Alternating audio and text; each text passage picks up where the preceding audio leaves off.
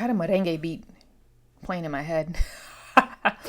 Let me pull up this review. Like, I ain't even had to pull it up yet, playa. Pull up the Google Translate because your girl cannot do French words justice, okay? This is a French classic. And what I'm not going to do is disrespect a whole country with horrible pronunciations. Now, my Spanish pronunciations, really, really good. I took Spanish from all through school, and I continued to take it through college. And so I'm not as fluent as I used to be speaking, but I can still like listen and pick up quite a bit. I can read it fluently. Accent is still killer. Also, because, I had to, it's just, okay, so this is a ramble as I'm pulling up so I can make sure I get this right. I'm going to let Google speak for me because I'm not about to embarrass myself. But, typically in the United States, in most middle and high schools or whatever, when you're going to, especially if you're in the public education system, your options are Spanish and French. And so I chose Spanish because being in the United States, it was more practical. I'm going to use and come across Spanish way more than I'm ever going to come across French in the United States. So for me, it was a practical choice, though I think French is a gorgeous sounding language. Beautiful, beautiful language to the ear, I think. My mom took French. My mom was actually very, very good at French. And she is one of those people who will correct your pronunciations. So for her, it's like offensive. There was like somebody on the news who said a French word or a French name, and she was like, "Oh, it's whatever it was," and she was, oh, "Do your research, like that peasant." But my mom also says tortilla to trigger me on purpose. So I'm thinking, Carol, what are you doing? Anyway, my mom and I, we have good banter. Let's see if I can get the pronunciation for this. So this novel, Bonjour Tristesse. that was not a good accent. That's American pronunciation. We gonna find something else. Ooh, let's go on YouTube. French pronunciation guide. This is 3 minutes in. Shop Etsy for original items.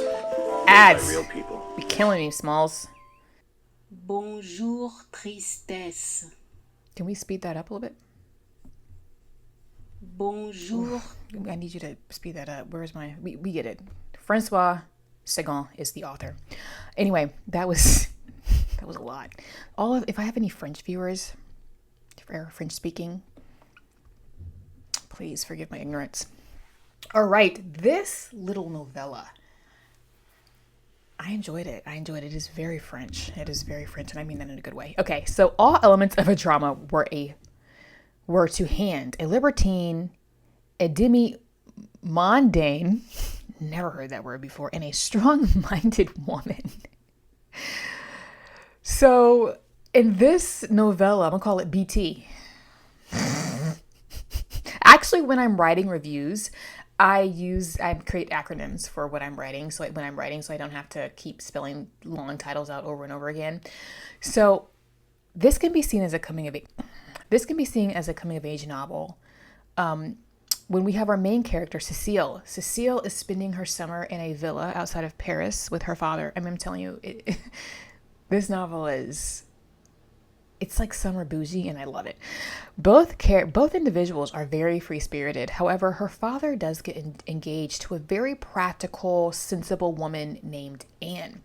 And his fiance begins to restrict Cecile's freedom while she's still on summer vacation. Now, Cecile in this story, I think, is pushing like 17 years old or something like that, or she is already 17. And so Cecile sets out to break up her father's relationship because she was like, "Nah, playa, you're not about to come up in here and mess up my fun," because she had her little summer fling boo thing going on. And so it's just the drama. It's the drama. Now, I will say I've read a few reviews of this book, and I know there are a couple reviews that didn't care for this story because they felt like the main character was just I feel like this gets more and more crooked, but do I care? Not really. They just thought the main character, Cecile, was just absolutely insufferable, but she's 17 years old, okay? And so, but there is quite a bit of character development here, and so we're going to talk about that later. So Cecile and her father, side note, this is a novella. It is the book itself is quite petite and thin, and you don't get very many words per page. So very quick and easy to read. This will be a shorter review. Cecile and her father live a very superficial lifestyle. It's about seeking pleasure and beauty above checking whether something is necessarily moral, or if it's ugly, it doesn't really deserve your attention. So they're gonna prefer beauty and stupidity, right, over and appealing to things that are more appealing to the senses. Burping, wow, they're going to choose things that are more appealing to the senses than things that are necessarily appealing to the mind. Although I did not share my father's intense aversion to ugliness, which often led us to associate with stupid people, I did feel vaguely uncomfortable in the presence of anyone completely devoid of physical charm. The resignation to the fact that they were unattractive seemed to me somehow indecent. For what were we looking for if not to please? I do not know if the desire to attract others from a superabundance of vitality, possessiveness, or the hidden needs to be reassured. Anne gave a shape to things and a meaning to words that my father and I preferred to ignore. There are these little quotes in this book that made me chuckle. But, and I didn't put this in my review, but I'm going to expound here because it came to my mind as I was reading that first quote. I don't care what anybody says, like, looks matter. I think as human beings, we are attracted to things that appeal to us individually, whether visually. And some people say it doesn't matter. It does carry some weight. Now, I have met people who are very attractive and you get to know them and they're dumb as bricks. And I'm like, you're not attractive anymore to me for whatever reason. Or I've met people who are very attractive and have horrible character traits and they're just not nice people. And I'm thinking, all that to waste. And then I've met people who you would, maybe consider average looking, but they have fantastic personalities. And there's something about their personality that shapes how they look to you physically. And then if you've met a person who's really attractive and then internally they're really attractive, it's like, my brain can't cope. It's really hard to, you're like, whoa, when it all lines up, those people are like how do you exist? I think when you meet a person who's like really attractive and they have a good head on their shoulders and they have good moral character, you're like, who is you? What's your name? What's your number? Okay. Anyway, but we can all act holier than thou. But when we see something or someone that looks good to us, mind you, keep in mind that we're not all attracted to the same things. We don't all think that the same things are attractive or beautiful. But when we see something that is appealing to us, we're breaking our necks to look back at it again. You know what I mean? Like, have you ever seen those people? They make you look twice. They walk past you in public. You're like, whoa, I didn't know people like you existed looking like that. Anyway, so, we can say that these people are superficial all they want. We all have something in us where we're all a little superficial, and it's okay. We're human. It's okay. We all have our preferences. So anyway, you can read this book and actually read it alongside The Picture of Dorian Gray. And because there's a bit of hedonism going on here, not to the extent of Dorian Gray, but it's referenced. And the main character, Cecile, does reference Dorian Gray briefly in the novel. And there's this similar theme of living in the now, regardless of the future consequences. And if you're not aware, if you haven't read it yet, The Picture of Dorian Gray is this character he's this very attractive young man, and he wants to be young and attractive forever. So he has this portrait painted of him, and it's the portrait that's going to bear the image of all of his hedonism and craziness and all these his moral and ethical flaws, whereas his actual physical person will remain perfectly youthful and flawless and beautiful. And so you can look at this main character in her youth taking on that mindset, just to a lesser degree, if you will. Dorian Gray lived longer in that novel, so he had many years to cut up, okay? which I love that novel, by the way. It is crazy. It is crazy. Perfect to read during this time of the year. Even though, wait, wrong. Where am I? Even now, I am not ashamed of indulging in these pleasures. In fact, I just take them for granted. I would rather deny myself my moods of mysticism or despair than give up my indulgences.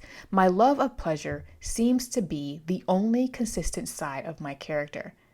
I visualize a life of degradation and moral turpitude as my ideal. Again, fans of Dorian Gray, or if you're a fan of main characters that are just morally, they're not even morally gray. They blatantly know what they're doing. And they're going to seek out hedonism over the high road. If you like main characters like that, BT is where it's at. I'm shaking my setup. So with a narrator with this type of mindset, yes, you're going to expect Cecile to come across as a rather selfish, maybe even narcissistic main character. However, again, I do find that this works, as she is a teenager in this novel. And of course, it's her older self telling this story. And her lack of maturity in her view and her selfishness are almost to be expected. Not only that, she grew up incredibly wealthy. So everything she's won, it's been handed to her. And so she's just like, I get to do what I want. There's no consequences for her actions. Her mother has since passed away, and so her father's letting her do whatever she wants to do. And so, this character is not hiding who she is. However, like I said, there is some, you can still call this a coming of age. In this novel, our main character, Cecile, is beginning to think beyond herself. Even if she is still selfish in some ways, she is starting to think of how her actions affect other people. I required an added awareness of other people and of myself. An unthinking, easy egoism had been natural to me. I had always lived like this. But the past few days had upset me deeply, forcing me to reflect, to look at myself with a critical eye. I endured all the pangs of introspection and still couldn't become reconciled with myself. So what's interesting about Cecile as a character is she sees people as caricatures. And not these individual human beings that are beyond what they just may present to you physically, that these are people with emotions and feelings and desires, and that how you treat that person has an impact on them.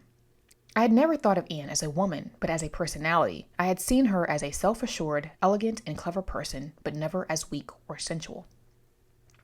For the first time in my life, I had known the intense pleasure of analyzing another person, manipulating that person toward my own ends. For the first time, I realized I had hurt a living, sensitive creature, not just a personality. And that's actually where I'm going to wrap this up. Overall, I enjoyed this. I think it's a solid novella.